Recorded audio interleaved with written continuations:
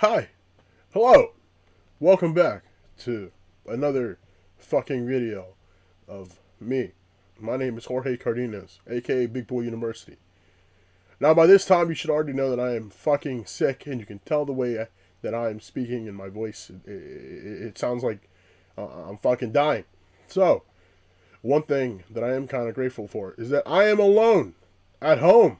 On my other videos, you can clearly tell that it is night, and if I speak too loud, my parents will spank me.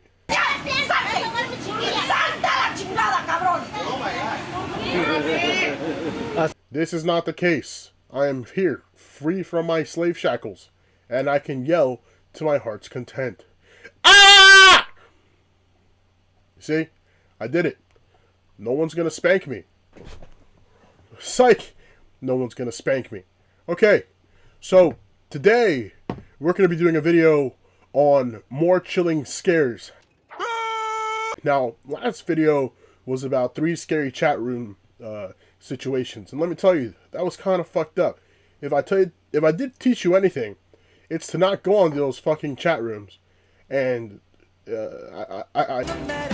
What the fuck are you talking about? I taught you some other stuff about how to be safe in your own goddamn space with your computer, because sometimes your computer can be your own downfall. But if you're like me and use NordVPN, no, I'm joking. We're not sponsored by NordVPN. I fucking wish, but yeah. All right, let's get into the video. Okay. So this video is called 3 Scary Real Sports Horror Stories. If you didn't know, I am top of my class, graduate high school, 16 MVPs won, 3 times went to states, 4 times won states. Do the math. It adds up. Now, not only was I the top MVP in my school sport team, but I was also the leader. I was also the engine of the team and the top goal scorer, top assister, and I was pretty much the manager. Now, if there's one thing you should know about me, is that I have 0 ego.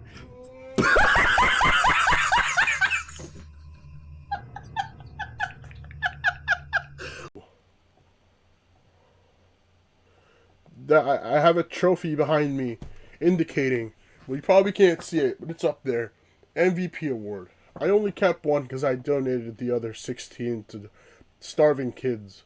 Why they need MVP trophies, I don't know. They'll probably eat them. They'll find a way or another. But without further ado, let's get into this fucking video real quick. 3 scary real sports horror stories.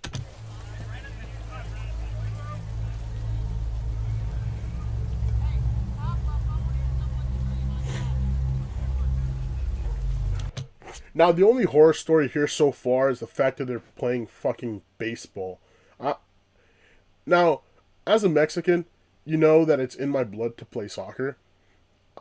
I've never understood why people play baseball. It's literally the most boring goddamn sport I've ever seen. Prove me wrong. Go ahead, try. It's impossible. You can't. Everything that comes out of my mouth is pure scientific thesis. And it's unprovable. Backed by law. Backed by years of scientific, excruciating research that is just unprovable. So, let's get back to this bullshit.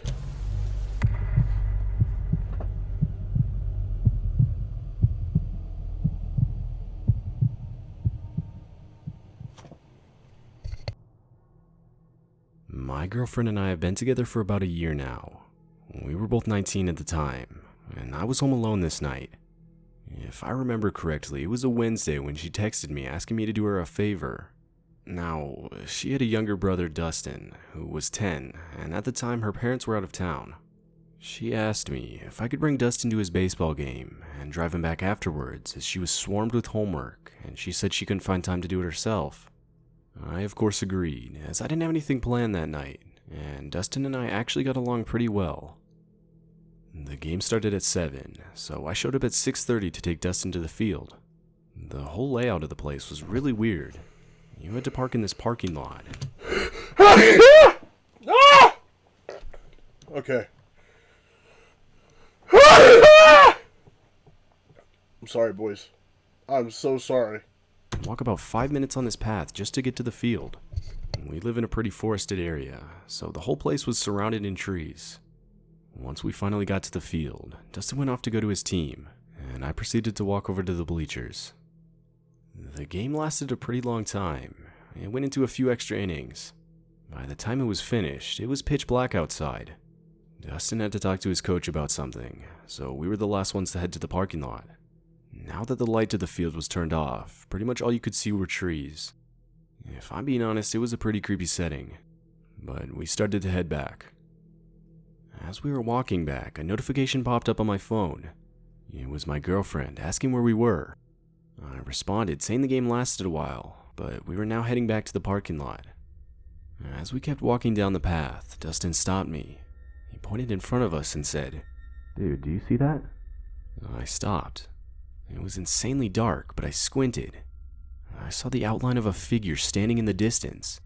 As my eyes focused, I noticed the dude walk off the path into the trees, though I pretended not to see it, as I didn't want to freak Dustin out.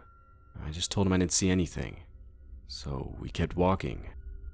As we passed the part where the figure was, I could swear I heard rustling in the trees next to us.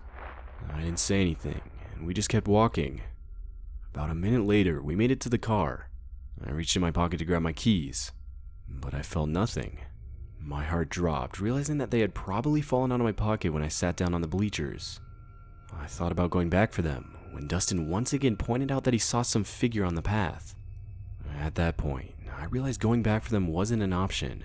Whoever that figure was really disturbed me. I mean, it was insanely late on a Wednesday night. Now, boys, I've been in this situation plenty of times. Sure. In rural Pennsylvania, we have tons of scary figures. Have you ever been to Gettysburg at night? Full of ghosts. Now, let me tell you. You see any type of figure, pull down your pants. The last thing anyone wants to see is your ass. So if you pull down your pants, if that's a real human being, and they're not a fucking weirdo, they will hightail it out. Now, there has been a few instances where I pull down my pants and people go, "Oh, no, let me hit that shit." No. In that case, pull your pants back up and run. But I can almost assure you that 76.2% of the time, you will be the outlying winner. Okay, back to the video. Who would just sit in the middle of the forest? We both agreed it was best to just walk home, as it was only like a 15-minute walk. I'd just worry about finding my car keys in the morning. That is the worst idea ever. No. You do not do that. You're asking to die. Neighborhood roads with a decent amount of streetlights. I looked back, and that's when I saw the figure again. This time, since there was more light, I could tell it was a dude, maybe mid-30s. He was just standing there underneath one of the streetlights, looking up at it. He was playing with something in his hands. I looked closer and realized it was a knife. We were both extremely disturbed at that point, though we kept walking, checking behind us constantly. I noticed the guy seemed to be moving to a new streetlight whenever I turned around. Initially, I thought it was my eyes playing tricks on me, but I started counting them and realized 5 streetlights behind us had quickly turned to 3. I could hear the guy started faintly making groaning sounds. I was absolutely terrified. We picked up the pace a bit and turned a corner. We were now on the last stretch of street before we got to my girlfriend's house. That's when we heard heavy footsteps charging down the path behind us. The guy was literally now running towards us. We immediately broke into a sprint, and once we got to my girlfriend's house, we crouched down behind a bush in the front yard. I spammed her phone with messages to open the front door. About a minute later, I heard the door start to open, and me and Dustin booked it inside. I immediately went to the window facing the street, and we saw the guy. The guy was now in the middle of the street, just circling around. He was still groaning. I could tell he still had that knife in his hand. He started kicking people's trash bins over. We called the police immediately, but of course, he was gone by the time they arrived, and as far as I know, they never found him. I had to have my girlfriend bring me home, and on the way, I told her everything. Later that week, her parents would thank me for keeping their son safe, and didn't hold any ill will against me for the situation. I also went back to the field a few days later, this time with a few of my friends, and sure enough, there my keys were, lying on the ground next to the bleachers. Overall, the whole situation was insanely terrifying. Whoever was following us that night clearly wasn't in their right mind. So I will say this situation played out kind of okay. I will say, due to this man's instincts of just walking it home, something could have happened, but luckily nothing happened. But I feel like if he would have gone back for his keys, he probably would have been like, "Oh, bro!" or something like that. But this time they got away with it. Now, in none of these videos, they've been able to find the perpetrator. That's more than likely true because, at the end of the day, these are some just shadowy figures. I mean, at the end of the day, it could have just been like a brown guy, looking for some money. Depending where you live. I mean, maybe not here in Pennsylvania, but in Ohio, I bet these stories are pretty much nursery rhymes for kids. I mean, I've been to Ohio. People over there are kind of dark. But, I mean, I'm not racist. I love every single race. I mean, I love Formula One. Okay? Back to the video.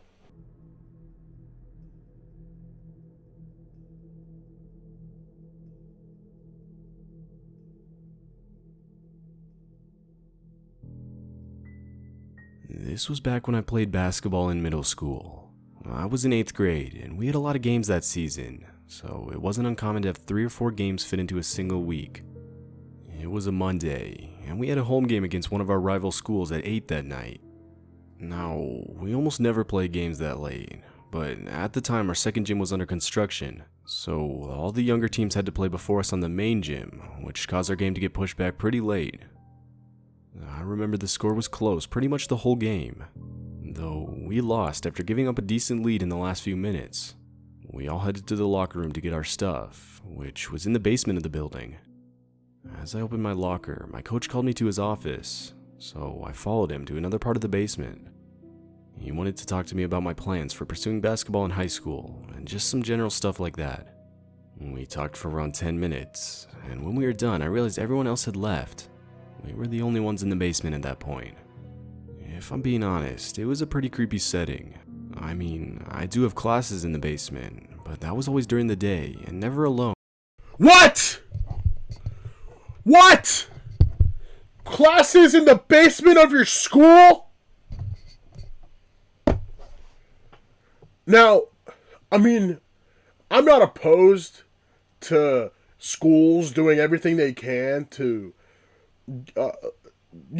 just like, I don't even know, just using all their facilities, I guess, to like for the better of these kids. But why the hell would you put classes in the basement? There's no way a school in wherever the fuck Tucky they are, they think it's okay to put kids in the basement. So, whenever you go back to the basement after hours with your coach and you're the only one there, a couple red flags have to go off. Now, I mean, what's he gonna say? Like, oh, you're good at basketball, kid. You should probably pursue basketball at your local community college because, that's pretty much as far as we make it nowadays. Like, what? What? You're fucked up if you think that I'm going to the basement well, they said the game started at 8.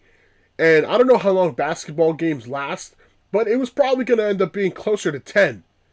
Am I not wrong? So, this whole situation is like, what the fuck? And fuck you to the school that thinks it's okay to put classes in the basement. Like, what the hell? That is not, like, what? Like, what?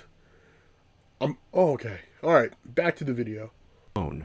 My coach left, but I still had to get some stuff from my locker and change my shoes. I walked into the locker room, got my stuff, and proceeded to sit down to take off my shoes. As I was untying them, though, I swear I could hear someone walking down the stairs to the basement. At first, I just figured it was my coach, thinking he must have forgotten something. But no, I saw a man in a janitor uniform now walking around the basement. I thought it was weird, as I didn't think school janitors worked this late. But I just reasoned it was possible that they did, as I hadn't even ever been in the school this late, so how could I have known? I quickly forgot about it and continued changing my shoes. That's when the man walked in the locker room with a mop in his hand. We made eye contact, but I quickly looked back down at my shoes. I could tell the dude was just staring at me. I was insanely weirded out at that point. I mean, the guy wasn't even using the mop. He was just holding it and staring at me. This went on for a good 20 seconds when I heard the guy walk over to the back exit in the locker room. Now, the school basement had a couple emergency exits, one of them being in the locker room. The guy opened the door, and that's when I knew I was in some sort of danger. 3 other dudes wearing almost all black entered the room. Now, at this point, not a single word had been exchanged. The 4 guys were now just looking at me. I could feel my heart pounding. Without having much time to think, I got up and ran as fast as I could up the stairs and to the school front door exit. No, I swear, the whole time I could hear footsteps chasing me. When I got to the front door, I looked behind me, but there was no one there. I walked outside, and I saw an illegally parked white van right next to the school. Now that right there has got to be the worst of our worries, right? The illegally parked white van. I don't know why he felt like mentioning that, but he definitely put more emphasis into that than 3 dudes dressed in all black walking into the basement of his school where he was changing. Now, he did the right thing here. If I saw 3 guys in black, I would have, nope! You know, I would have just fucked out of there. But, I mean, he's a kid. Who knows how fast he's running? For all we know, he could be low-level basketball tier, and the coach is only bringing him into his office to tell him that he should go play college ball, and he should even leave a year early so he can get him the fuck out of his high school team. Who knows? So, yeah. The parking lot itself was empty. I ran home that night, and the next day at school I told my principal about the whole incident. But he honestly didn't seem like he cared at all, so nothing ever came of this situation. To this day, I still don't know what the intentions of those guys were, or how the first guy even got in the building. But I could tell, just by the stare alone that those guys gave me, they didn't have good intentions.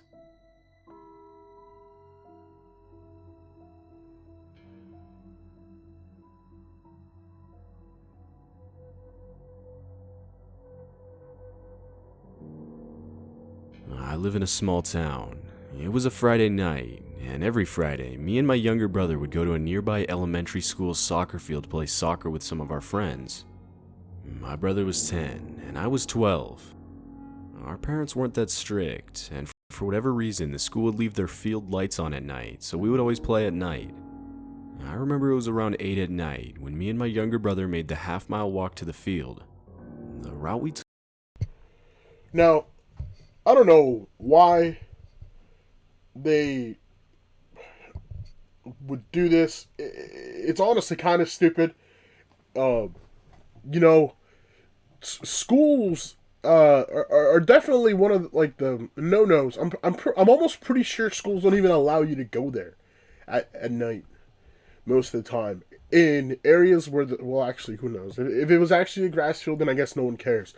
But if your school has a turf field, I know that they don't per se like you going there at night, so this might just be an exception. I imagine that you could just walk in. Most turf fields have gates, but for them to be out here like this at night, what the fuck? I also have to mention that this field doesn't have any fucking goals, and that's really pissing me off. It's a nothing burger, but it is what it is.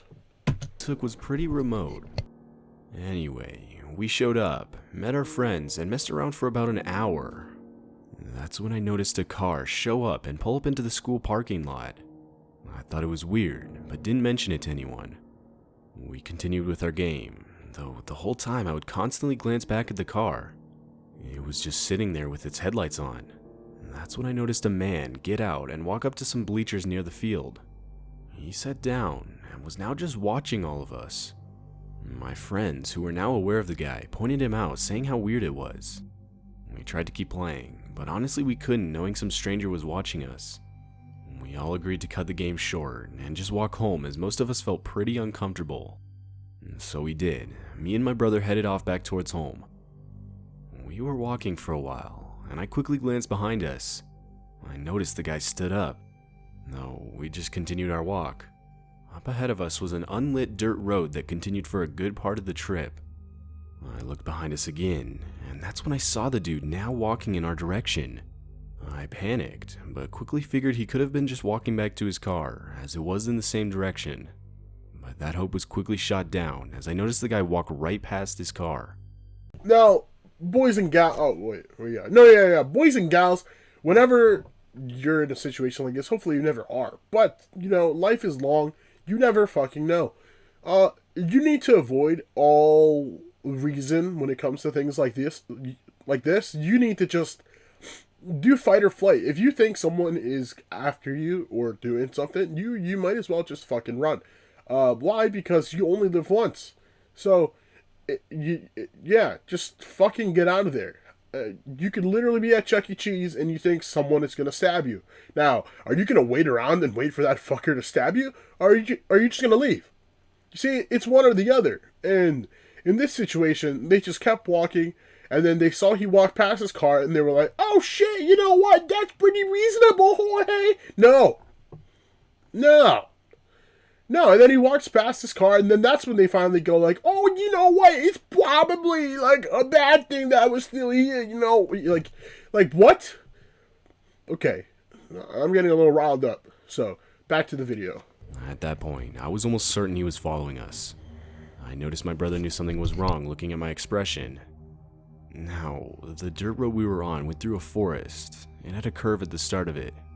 Once we got to the curve, I looked back and noticed that for this little section of the path, we were out of the guy's sight. Thinking fast, I pulled my brother into the woods and we ducked down behind some bushes. A few seconds passed until we could see the man's shadow coming down the road.